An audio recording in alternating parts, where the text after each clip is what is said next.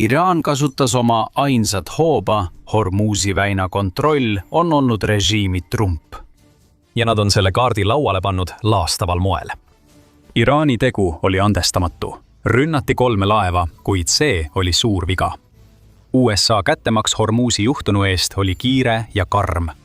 Alustame Iraani rünnakutest ja jõuame kättemaksuni hiljem. 11. märtsil teatas The Guardian, et 3 kaubalaeva said tabamuse Hormuzi väinas. Mayuri Nari, mis sõitis Tai lipu all, sai 2 tundmatu päritoluga raketilt kõige rohkem pihta. See on viisakas viis öelda, et Iraan ründas kaubalaeva, mis süttis kohe pärast lahkumist Araabia Ühendemiraatide sadamast. See rünnak, mis toimus 11 meremiili Omaanist põhja pool, lõpetas 4-päevase vaheaja Iraani rünnakutes Hormuzi väinas. Mayuri Nari meeskond pidi pärast rünnakut laevalt lahkuma. Tundub, et ohvreid polnud. The Guardiani andmetel evakueeris Omaani merevägi kohe 20 meeskonnaliiget, kuid 3 jäid kahjustatud laevale ootama päästmist. See rünnak vallandas väikese rünnakute laine, kui rohkem tundmatuid mürske tabas laevu väinas. Japaani konteinerlaev One Majesty sai mürsu tabamuse umbes 45 kilomeetri loodes Ras Al Khaimast Araabia Ühendemiraatides. See rünnak oli vähem kahjulik kui Mayuri Nari vastu, sest Jaapani alus sai vaid väiksemaid kahjustusi veeliini kohal. See näitab, et Iraan kavatseb oma ähvardused ellu viia ja rindab iga kaubalaeva, mis püüab Hormuzi väina läbida. Marshalli saarte lipu all sõitev puistlastilaev Star Gwyneth sai samuti tabamuse umbes 50 kilomeetrit Dubaist loodes. Laeva kere sai kahjustada lastiruumi piirkonnas, kui alus oli ankrus, kuid vigastustest ei teatatud. See on Iraani sõjastrateegia. See on ainus strateegia, mis riigil on, sest Hormuzi väin annab Iraanile ainsa mõjuvõimu, mis tal on sõjas USA ja Iisraeliga. Need 3 rünnakut lisanduvad vähemalt 11, mis on Hormuzi väinas või selle lähedal avanud sõja algusest, teatab Reuters, ja Iraan on selgelt öelnud nende rünnakute eesmärgi. Olge valmis, et nafta hind tõuseb $200 barreli eest, sest teie olete piirkonna julgeoleku destabiliseerinud, ütles Iraani sõjaväe juhtkonna riismete pressiesindaja Ibrahim Solfakari. Naftabarreli hind tõusis $120, kuid stabiliseerus $90 juures lootuses, et Iraani sõda lõpeb peagi. See lõpp ei pruugi tulla nii kiiresti, kui paljud sooviksid. Räägime hiljem, miks see nii on. Max Afterburner arvates võib Iraanil olla veel üks põhjus rünnata tsiviiltankereid Hormuzi väinas. See karjub Iraani IRGC kättemaksu järele, kuulutab Afterburner, kui ta räägib Islamivabariigi revolutsioonilisest kaardiväest, mis sisuliselt toimib Iraani režiimi teise sõjaväena. Selle kättemaksu põhjuseks on USA sõjaväe pidev pommitamine. See võib nii olla. Aga tegelikult on kogu asi selles, et Iraan toetub üha enam ühele asjale, mida ta võib-olla suudab kasutada, et veenda USA'd ja Iisraeli lõpetama oma massiivsed pommirünnakud Iraani mandriosa vastu. Bloombergi sõnul on Iraani strateegia Hormuzi väinas suunatud 2 stsenaariumile, mis mõlemad toovad kasu Iraani režiimi jäänustele. Ideaalne oleks nii USA kui Iraani jaoks, kui need rünnakud viiksid rahuläbirääkimisteni, mida ajendab USA soov vältida survet, mis kaasneks veetee sulgemisega, mille kaudu liigub umbes 20% maailma meritsi transporditavast naftast aastas. Teine stsenaarium on kaose jätkumine, mis toob hinnatõusud, kuna Iraani sõnul peavad kaubalaevad väina vältides kasutama pikemaid ja kallimaid marsruute. Seda mõtlemegi, kui nimetame Hormuzi väina Iraani ainsaks mõjutusvahendiks. Forbes läheb sammu võrra kaugemale 9. märtsi artiklis, mis avaldati vaid paar päeva enne 3 rünnakut, nimetades Iraani strateegiat Hormuzi väinas riigi tõeliseks tuumavõimaluseks. Forbes leiab, et USA ei pea muretsema veel arenemata tuumaprogrammi pärast. Tõeline mure ja see, mida Iraan praegu tekitada püüab, on see, et Iraan kasutab Hormuzi väina strateegilist hooba, muutes selle pikemaks ajaks läbitamatuks. Iraan võib sellega isegi hakkama saada. Hormuzi väin on kitsaimas kohas umbes 21 miili lai. Forbesi sõnul ei kasuta tankerid kogu veetee laiust. Lisaks öeldakse, et laevaliiklus väinas pole täiesti vaba. Hormuzi väinas on 2 laevaliikluse koridori, sisse ja välja, kumbki umbes 2 miili laiune. Neid eraldab 2 miili laiune puhvertsoon. See muudab juba niigi kitsast 21-miilist pudelikaela veeldi kitsamaks, jättes vaid 6 miili laiuse ala, mida Iraani kiirkaatrid saavad patrullida ja millele nende droonid saavad rünnakuid teha. 11. märtsi 3 rünnakut näitavad, et Iraan võib Hormuzi väinas suuri probleeme tekitada, kuid USA'l on selle kohta oma sõna öelda. Iraani rünnakud kaubalaevade vastu ei saanud jääda vastuseta ning USA kättemaks oli kiire, jõuline ja saatis Iraani sõjaväe juhtkonnale karmilt sõnumi. Iga kord, kui nad üritavad Hormuzi väinas oma trikke teha, saavad nad valusalt vastu pead. USA president Donald Trump hoiatas, et see kättemaks on tulemas. 10. märtsil hoiatas ta Truth Socialis Iraani režiimi, et Hormuzi väina ei tasu muuta kaubalaevadele surmalõksuks. Trump rõhutas Iraani strateegiat miinide paigutamisel ja ütles, kui Iraan on pannud Hormuzi väina miine ja meil pole teateid, et nad seda teinud oleks, tahame, et need kohe eemaldataks. Kui mingil põhjusel on miinid paigaldatud ja neid ei eemaldata viivitamatult, siis on sõjalised tagajärjed Iraanile enneolematul tasemel. Trump pakkus isegi präänikut, öeldes Iraani režiimile, et kui Iraan eemaldab miinid ja lõpetab laevade ründamise Hormuzi väinas, on see suur samm õiges suunas. Iraan ei kuulanud. See trots läks riigile kalliks maksma. Enne kui süveneme, tuletan meelde, et vaatate saadet The Military Show. Kui sa pole veel tellinud, siis nüüd on ideaalne aeg sellele nupule vajutada. Iraan ründas hoolimata hoiatustest. See ei hävitanud miinidega kaubalaevu, kuid kasutas tõenäoliselt Shahidi droone nende ründamiseks. Ja vastavalt Trumpi sõnadele määras USA Iraanile karistuse, mis nõrgestas režiimi. Kuidas?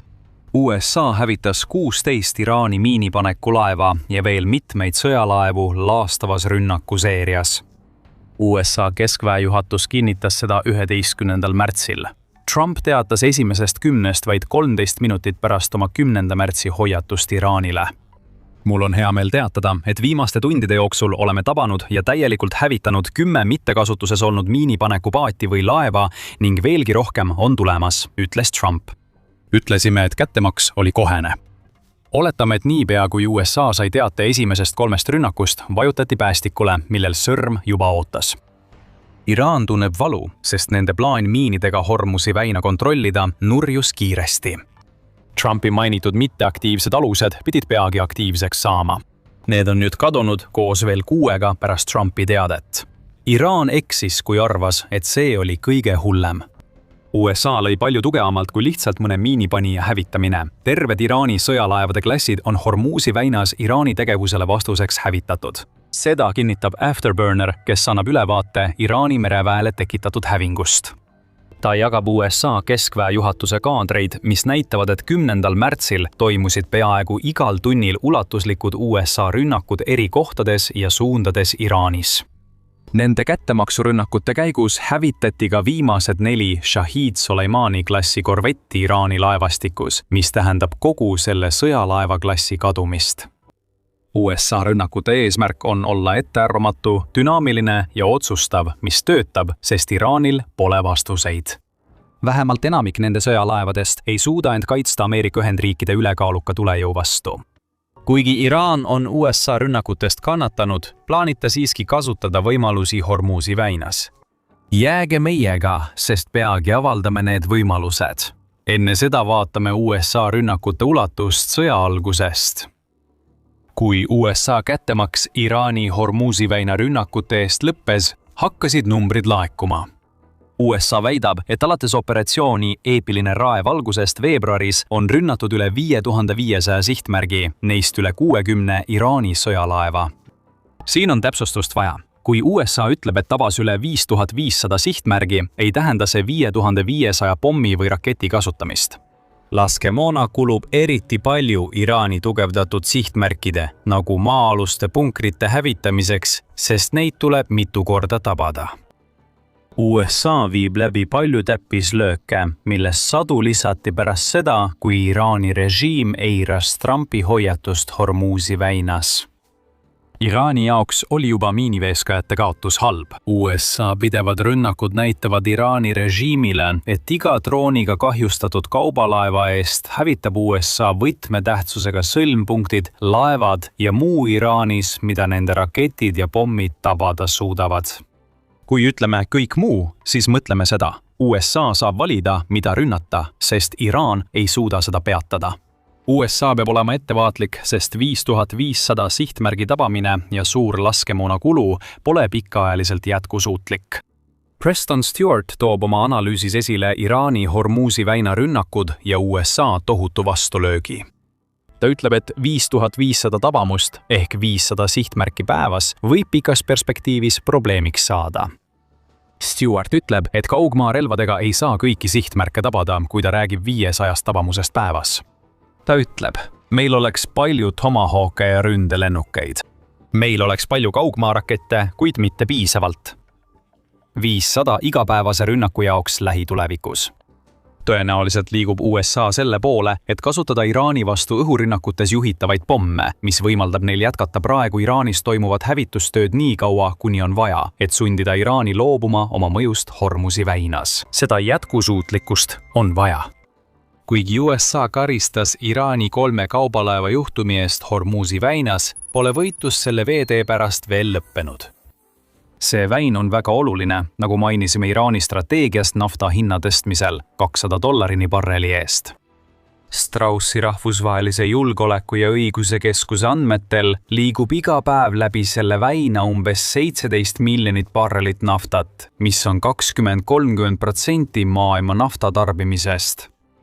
Pärsia lahe piirkond sõltub Hormuzi väinast torujuhtmete vähesuse tõttu. 88% Pärsia lahest väljuvast naftast liigub läbi Hormuzi väina, seega ei loobu Iraan kontrollist selle üle ilma tõsise võitluseta. Ameerika probleem on, et see võitlus ei tule Iraani suurte sõjalaevade ega miiniveeskajate poolt, mille USA hävitas. Iraan kavatseb kasutada kiirrünnakupaate, millest äsja rääkisime.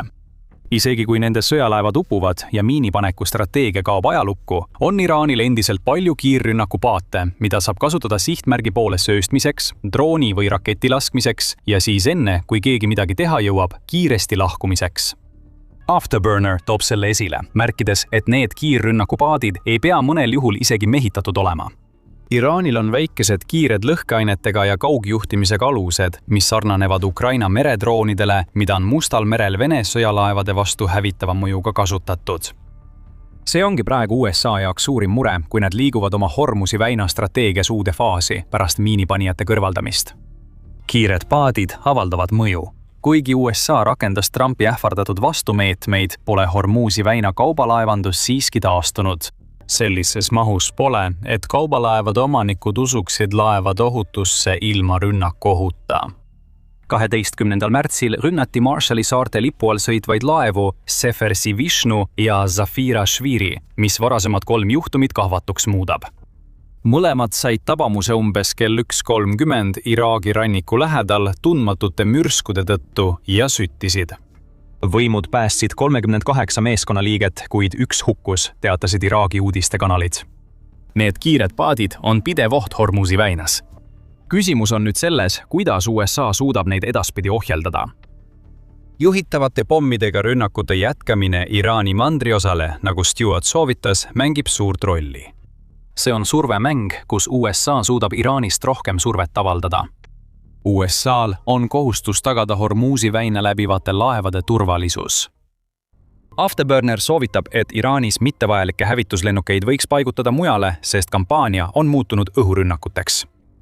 Hormuzi väina kontrollimiseks peavad hävitajad õhus olema, ütleb Afterburner USA keskväejuhatuse avaldatud piltide kohta.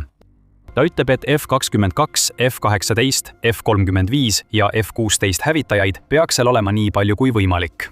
Ta viitab videole, kus F-16 hävitab Shahidi droone Dubais, tuues selle näiteks, miks see toimiks. Tõenäoliselt kavatsetakse hoida pidevaid patrulle Hormuzi väina kohal, vajadusel tankerlennuki ja hävitajatega, et hävitada kõik õhu- või mere kaudu ründajad enne sihtmärgini jõudmist. See on lahendus, kuid üsna kulukas, sest Ameerika hävitajad ja relvad on kallimad kui Iraani droonid. USA võib peagi selles ettevõtmises toetust saada.